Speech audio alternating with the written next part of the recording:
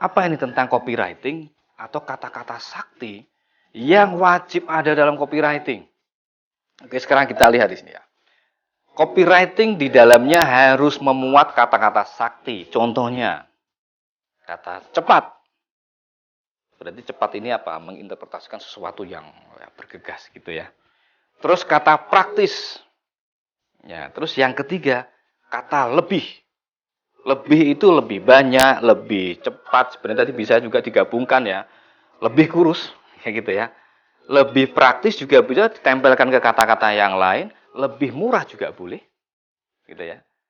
Macam-macam ini kata-kata lebih. Tapi itu harus ada kan. Terus kata lainnya yaitu rahasia. Orang kalau dikasih sesuatu yang sifatnya rahasia kan senang. Saya akan mengungkap sebuah rahasia tentang copywriting.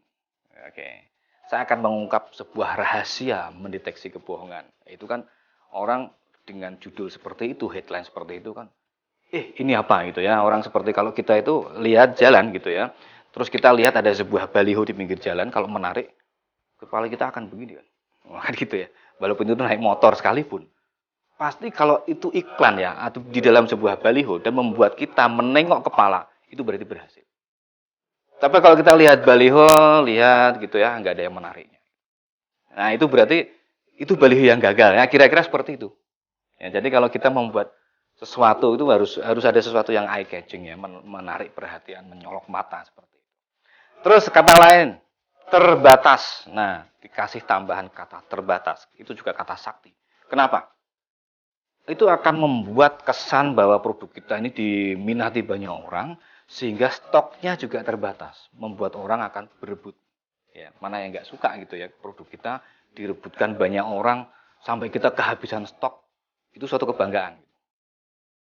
Jadi kalau misalnya nih, kalau di dalam dunia kampus, letak keberhasilan atau misalnya ukuran keberhasilan sebuah kampus atau sekolah, itu kalau dia sudah bisa menolak peserta.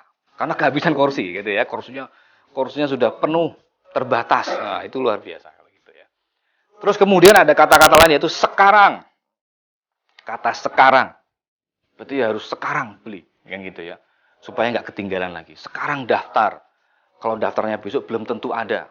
Belum tentu besok dibuka lagi, mungkin bulan depan, mungkin tahun depan. Ini kan membuat orang terburu-buru ya. Terus yang berikutnya kata penting.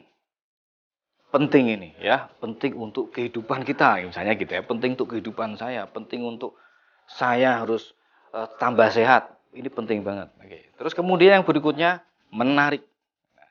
Menarik ini kan artinya sesuatu yang biasanya itu kalau produk-produk fashion, nah itu ada kata-kata menarik. Anda akan lebih menarik kalau pakai ini, kan gitu ya. Lebih menarik kalau pakai topi, lebih menarik kalau pakai shawl, atau lebih menarik dengan baju ini dan lain sebagainya. Terus buruan, nah ini juga kata ya, buruan daftar, buruan beli sekarang supaya nggak kehabisan, supaya bisa dapat tempat, dapat kursi gitu ya. Seperti kalau kita mau nonton bioskop, begitu lihat daftarnya gitu ya, ini kursinya yang sudah penuh yang mana, ini harus buruan ini, ya akan memacu sifat buru-buru ini segera beli tiketnya.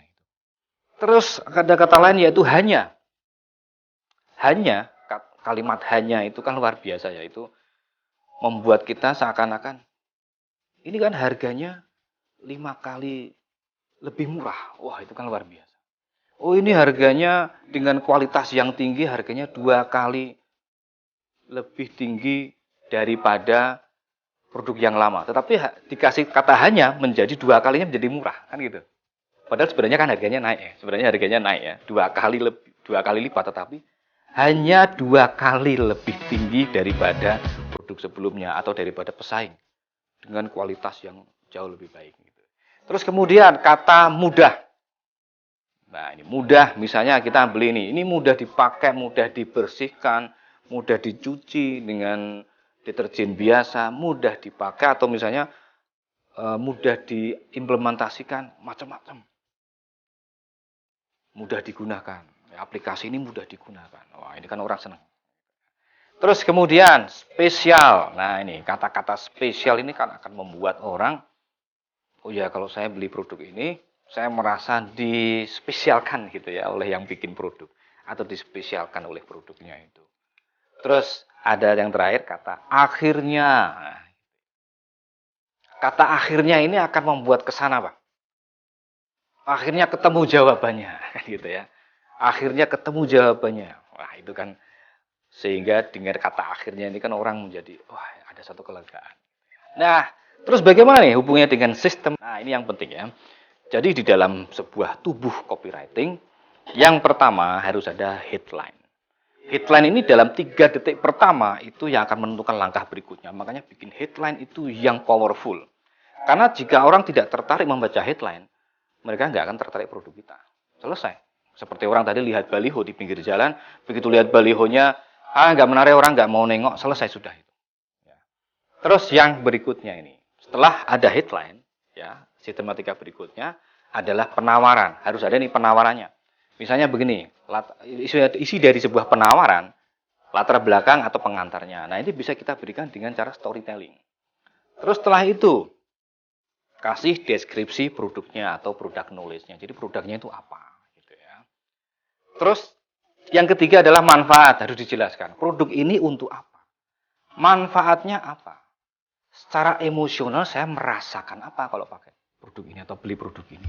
Terus kalau produk ini saya beli juga, saya akan menjadi seperti siapa? Jadi kalau misalnya ini terutama untuk produk fashion, topi tadi misalnya saya bawa.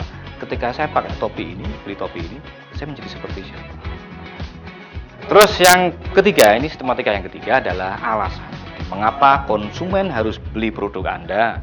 Mengapa mereka harus percaya produk Anda? Kalau nggak beli, kenapa? Nah, kita harus punya jawabannya itu. Ya. Kemudian, tampilkan bonus. Ini kalau perlu ya. Bonus ini fungsinya apa? Karena untuk memicu orang mempertimbangkan membeli produk dalam waktu cepat. Kasih bonus. Berikutnya, tambahkan testimoni. Ini penting banget. Jadi kalau saat ini kan orang-orang yang berpromosi melalui website atau apapun gitu ya. Atau di marketplace. Makanya kenapa ada testimoni? Karena apa nih? Testimoni ini akan membuat konsumen baru tambah yakin. Coba teman-teman mungkin flashback ya. Kalau mau beli di sebuah marketplace, lihat apa ini? Review, kan gitu kan ya. Wah, ini testimoninya apa ini? Oh, ternyata testimoninya bagus-bagus gitu ya, bintangnya 5. Itu kan menarik gitu. Terus kemudian kasih garansi kalau memungkinkan ya. Kasih garansi karena begini, kalau kasih garansi akan memberikan rasa aman dan nyaman konsumen untuk membeli. Tapi kan biasanya kalau di dalam marketplace, ya oke, saya akan memberikan garansi dengan Anda memberikan bintang 5, ada yang seperti itu ya. Ada juga saya memberikan garansi kalau Anda melakukan unboxing, nah itu boleh-boleh saja. Terus yang berikutnya jangan lupa setelah garansi, call to action, ajakan untuk membeli. Nah ini konsumen harus diingatkan untuk membeli, jangan salah. Gitu ya. Karena apa? Dengan call to action, memberitahu bagaimana membeli produk itu, klik yang mana ini, terus kemudian hubungi siapa, berikan yang jelas. Dan yang terakhir, kalau perlu tambahkan ada catatan. Misalnya di catatan itu, misalnya begini, testimoni tambahan, kemudian ada penawaran terbatas, terus kemudian ada penekanan agar membeli dengan segera. Nah, saya mau memberikan satu contoh copywriting.